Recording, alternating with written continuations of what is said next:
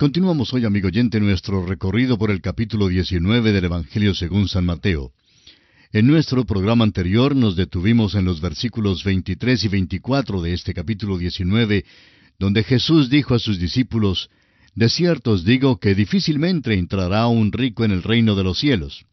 Otra vez os digo que es más fácil pasar un camello por el ojo de una aguja que entrar un rico en el reino de Dios».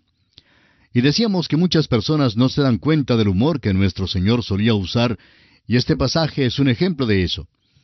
Hay algunos que sostienen la explicación ridícula, por cierto, de que había una puerta en Jerusalén llamada Ojo de Aguja, que un camello tenía que arrodillarse para poder pasar por ella, y que así la enseñanza era que el rico debería humillarse. Pero el Señor no está hablando en cuanto a eso de ninguna manera. El Señor está hablando en cuanto a un verdadero camello y una verdadera aguja con su ojo. Amigo oyente, ¿cree usted que es posible que un verdadero camello atraviese el ojo de una aguja? Por supuesto que no. Y así también es absolutamente imposible que cualquier hombre entre en el reino de los cielos por medio de las riquezas o por cualquier otro medio humano. Solo Dios podría lograr pasar un camello por el ojo de una aguja. Asimismo, solo Dios puede regenerar a los hombres y darles una nueva vida que es eterna. Muchas personas hoy en día creen que pueden salvarse por lo que son o por lo que poseen. Pero usted es verdaderamente salvo, amigo oyente, cuando reconoce que es pecador, que es como un mendigo delante de Dios, sin nada que ofrecer a Él por su salvación. Mientras una persona crea que puede hacer algo o que puede pagar a Dios por su salvación, no podrá obtener su salvación de ninguna manera, de la misma forma que un camello no puede pasar por el ojo de una aguja. Veamos ahora los versículos 25 y 26 de este capítulo 19 de Mateo. Sus discípulos, oyendo esto, se asombraron en gran manera, diciendo: «¿Quién pues podrá ser salvo?». Y mirándolos Jesús les dijo: «Para los hombres esto es imposible, mas para Dios todo es posible». No hay nada, amigo oyente, que usted pueda ofrecer a Dios por su salvación. Cuando usted se acerque a Él con las manos vacías y tendidas a Él por fe, entonces Él le salvará. Él ya ha provisto todo lo necesario para su salvación y gozo eternos por medio de Jesucristo su Hijo, quien murió y resucitó por nosotros, comprándonos vida eterna con su propia sangre. Lo único que podemos hacer es encomendarnos a los méritos de Jesús y aceptarle como nuestro todo suficiente Salvador. Leamos ahora los versículos 27 hasta el 30.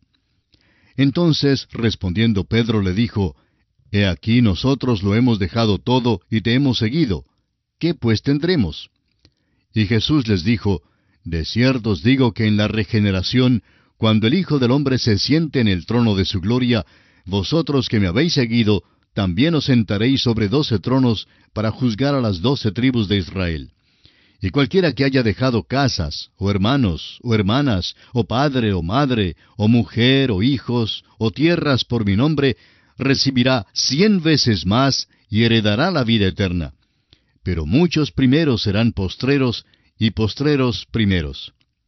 Simón Pedro dijo: «Señor, hemos hecho un sacrificio grande en seguirte. ¿Recibiremos alguna recompensa?». El Señor no lo reprendió. Hay una recompensa para todos los que se sacrifican por amor a Jesús. Muchos santos no conocidos hoy en día, cuyos nombres el mundo ignora, algún día serán los primeros en la presencia de Dios. Y así, amigo oyente, concluye este estudio del capítulo 19 del Evangelio según San Mateo. Y entramos ahora en la consideración del capítulo 20. En este capítulo encontramos la parábola de los obreros de la viña. Jesús da el cuarto y el quinto anuncio de su muerte venidera. La madre de Jacobo y Juan pide el puesto a la derecha y a la izquierda de Jesús para sus hijos. Y Jesús da vista a 2 ciegos a orillas del camino.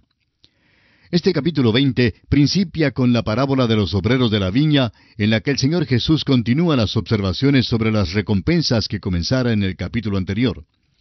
Este capítulo trae a su fin la sección que parece marcar el compás de la acción en Mateo. Desde este capítulo en adelante, el ritmo aumenta y el Señor se mueve directamente hacia la cruz. Este capítulo también hace una contribución importante, aclarando mejor conceptos que hasta entonces eran oscuros sobre el presente estado del reino de los cielos. La parábola sobre los obreros en la viña establece el principio de cómo se otorgarán las recompensas en el reino de los cielos. que la fidelidad a la tarea y no la cantidad de trabajo hecho, ni su naturaleza espectacular, gobierna el grado de recompensas que se darán. El primer versículo de este capítulo 20 del Evangelio según San Mateo dice: Porque el reino de los cielos es semejante a un hombre, padre de familia, que salió por la mañana a contratar obreros para su viña. Esta parábola está contiguamente relacionada con el capítulo anterior. Mateo 19, versículo 30 dice: Pero muchos primeros serán postreros y postreros primeros.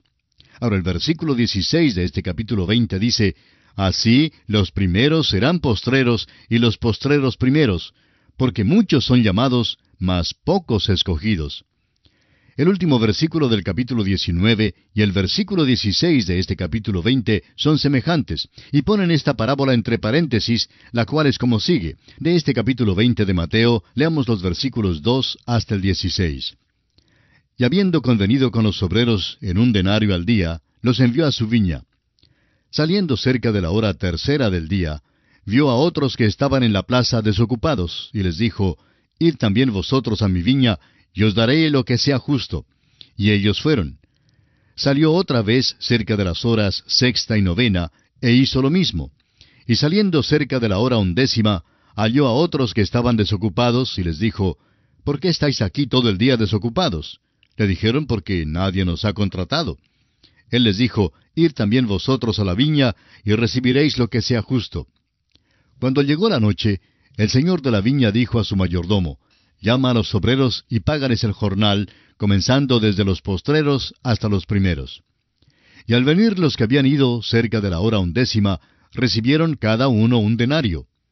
Al venir también los primeros, pensaron que habían de recibir más, pero también ellos recibieron cada uno 1 denario. Y al recibirlo, murmuraban contra el padre de familia, diciendo: Estos postreros han trabajado 1 sola hora, y los has hecho iguales a nosotros, que hemos soportado la carga y el calor del día. Él respondiendo dijo a uno de ellos: Amigo, no te hago agravio. ¿No conviniste conmigo en 1 denario? Toma lo que es tuyo y vete, pero quiero dar a este postrero como a ti. ¿No me es lícito hacer lo que quiero con lo mío? ¿O tienes tú envidia porque yo soy bueno? Así los primeros serán postreros, y los postreros primeros, porque muchos son llamados, mas pocos escogidos. El dueño de la viña dio a cada obrero la misma suma, haciendo caso omiso del tiempo que trabajaba. Ahora, esto puede parecer injusto a primera vista, pero la aplicación al trabajo de los obreros será la base para las recompensas, y demuestra lo justo que será Dios en dar las recompensas. No es la cantidad de tiempo que uno sirva, ni la distinción o importancia de su posición lo que determina la recompensa. Es su fidelidad a la tarea que Dios le ha encomendado para hacer, no importando lo insignificante ni lo breve que parezca. Algún día el Señor recompensará a alguna ancianita que pueda haber sido miembro de alguna iglesia grande. Entonces el pastor hablará al miembro de la junta directiva y le dirá: ¿La conoce? El miembro de la junta directiva quizá responda: Nunca la he visto antes. Ella no cantó en el coro, ni fue presidenta de ninguna de las sociedades, nunca enseñó una clase en la escuela dominical. Aquella ancianita no ha hecho nada y mira la manera en que el Señor la ha recompensado. Sin duda, hallaremos que esta querida ancianita era una viuda con un hijito. Nunca habló a miles de personas como hablan algunos evangelistas y predicadores, pero fielmente crió a su hijito en el hogar. Su hijo llegó a ser misionero y sirvió a Dios. La viuda hizo lo que Dios le dio que hiciera. Alguien dirá: bueno, ella no trabajó con tanto ahínco como yo. Esta viudita, amigo oyente, no trabajó quizá con tanto ahínco como muchos han trabajado, pero Dios no dará la recompensa por la cantidad de trabajo hecho, sino por nuestra fidelidad en hacer la tarea que Él nos ha encomendado que hagamos. Leamos ahora los versículos 17 al 19. Subiendo Jesús a Jerusalén, tomó a sus 12 discípulos aparte en el camino, y les dijo: He aquí subimos a Jerusalén, y el Hijo del Hombre será entregado a los principales sacerdotes y a los escribas, y le condenarán a muerte, y le entregarán a los gentiles para que le escarnezcan, le azoten y le crucifiquen, mas al tercer día resucitará. Jesús y sus discípulos parten del valle Jordán, y se dirigen hacia Jerusalén, donde pronto morirá el Señor en la cruz. Estos versículos exponen claramente que fue la intención reconocida del Señor de morir. Informa a sus discípulos por cuarta vez lo que sucederá en Jerusalén. Sus planes, sin embargo, no concordaron con el programa de los 12 discípulos. Por tanto, el Señor les explica nuevamente sus intenciones. Considere usted, amigo oyente, el significado de todo esto. El Señor deliberadamente fue a Jerusalén para morir en una cruz por usted y por mí. Esto de cierto merece nuestra especial atención. En aquel mismo tiempo en que Jesús da su anuncio significativo sobre su muerte que se aproximaba, la madre de Jacobo y Juan vino a Jesús para pedirle un favor que aparece en los versículos 20 al 21 de este capítulo 20 del Evangelio según San Mateo. Entonces se le acercó la madre de los hijos de Zebedeo con sus hijos, postrándose ante él y pidiéndole algo. Él le dijo, ¿qué quieres? Ella le dijo, ordena que en tu reino se sienten estos 2 hijos míos, el uno a tu derecha y el otro a tu izquierda. En cualquier otra ocasión y en cualquier otro tiempo, esta petición hubiera sido una petición muy natural de una madre que tenía aspiraciones para sus hijos. En este caso, sin embargo, ella no comprendía el ambiente ni el sentido de lo que realmente estaba ocurriendo en aquel tiempo. El Señor le contesta, y al leer la escritura siguiente, vamos a excluir una porción que no se encuentra en el griego original en nuestros mejores manuscritos. Los versículos 22 y 23 dicen, Entonces Jesús respondiendo dijo, ¿No sabéis lo que pedís? ¿Podéis beber del vaso que yo he de beber? Y ellos le dijeron, Podemos. Él les dijo, A la verdad de mi vaso beberéis. Pero el sentaros a mi derecha y a mi izquierda no es mío darlo, sino a aquellos para quienes está preparado por mi Padre. En el versículo 22, la pregunta, ¿y ser bautizados con el bautismo con que yo soy bautizado? Se omite en los mejores manuscritos.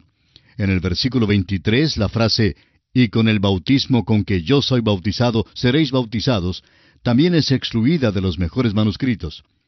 Cuando estos 2 versículos son leídos sin estas frases, el sentido es claro. El Señor no dijo que cedería arbitrariamente el puesto a su derecha ni a su izquierda al que Él escogiera, ni dijo que no había un puesto a su derecha y a su izquierda, sino que será dado a quienes está ya preparado por su Padre. Ahora quisiéramos dirigir su atención de una manera cuidadosa a lo que vamos a decir. La salvación se recibe sin más que pedirla. Usted no hace nada, completamente nada, para ser salvo. Pero su puesto y su recompensa en el cielo se determinan por lo que usted hace aquí. Esto es un asunto muy importante y muchos cristianos lo han perdido de vista.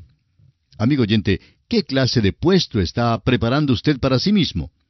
Todos debemos trabajar para lograr un puesto, aunque no podemos trabajar para lograr la entrada en el cielo. Recibimos la salvación solo por medio de la maravillosa gracia de Cristo al poner nuestra confianza total en Él. El apóstol Pablo en su carta a los Filipenses capítulo 3 versículo 14 dijo, «Prosigo a la meta, al premio del supremo llamamiento de Dios en Cristo Jesús». La dificultad con los cristianos hoy en día es que son muy pocos los que tratan de ganar algo. Tenemos que reconocer que la salvación es un regalo, pero nos hace falta, en cambio, participar en la carrera para recibir una recompensa. Los versículos 24 al 27 dicen, «Cuando los 10 oyeron esto, se enojaron contra los 2 hermanos. Entonces Jesús, llamándolos, dijo, «Sabéis que los gobernantes de las naciones se enseñorean de ellas, y los que son grandes ejercen sobre ellas potestad. Mas entre vosotros no será así, sino que el que quiera hacerse grande entre vosotros será vuestro servidor, y el que quiera ser el primero entre vosotros será vuestro siervo».